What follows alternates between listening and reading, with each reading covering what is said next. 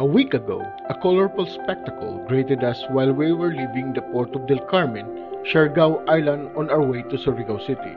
Above the thick foliage of the mangrove forest, the beaming light from the rising sun was masked by the rain clouds, creating amazing radiant color on the horizon. Of course, I immediately took out my mirrorless camera and mobile phone to snap some photos and videos, and here are some of those clips.